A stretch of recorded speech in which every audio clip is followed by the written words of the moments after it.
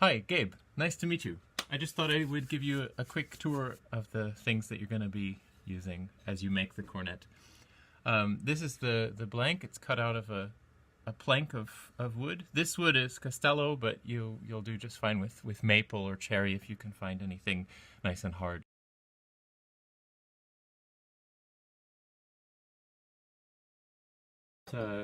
This is the treble that I've given you measurements for.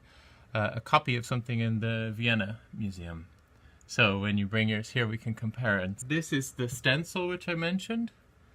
It contains all of the measurements, and you can also see I've drilled some holes in here. These bigger ones are my guide for the tone holes when I'm finished, but the smaller ones allow me to fix this to this with little pins. So if you can find yourself some little pins and drill holes of that size in there, it'll help a lot when you're transferring these lines and markings onto this piece of wood. If you're able to score around that stencil with a knife or a scalpel, then it's a lot easier not to split out when you're carving with these gouge chisels.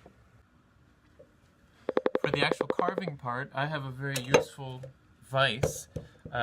Usually they are in luthier's shops, but what it allows you to do is hold a piece that's not parallel with itself. So, like a cornet, I can just very easily clamp that in there, and it's a nice tight fit. And then that allows me to put pressure against it. So here's an example of a setup you might do. I just have these machinists clamps. That's what we do for the course. It's a lot simpler and more portable, but that allows you to put a lot of strength into the wood so that all your energy is transferred into that wood as you carve. So that's my medium size gouge, and I also have a few smaller ones, and it'd be good for you to collect. That's about the smallest one.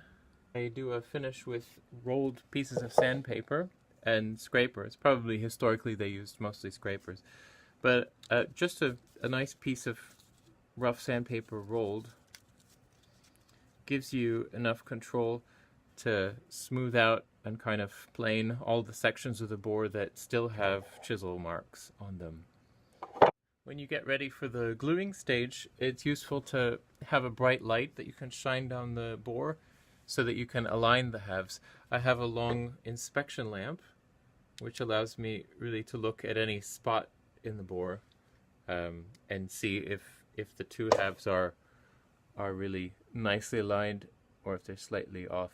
The leather you're looking for should ideally be as black as possible and as thin as possible. So here's a good example. This one is 0.3 of a millimeter. So if you can find something 0.3 or 0.4 of a millimeter in thickness, that will give you the amount of flexibility you need to stretch it over a form and have all the detail retained.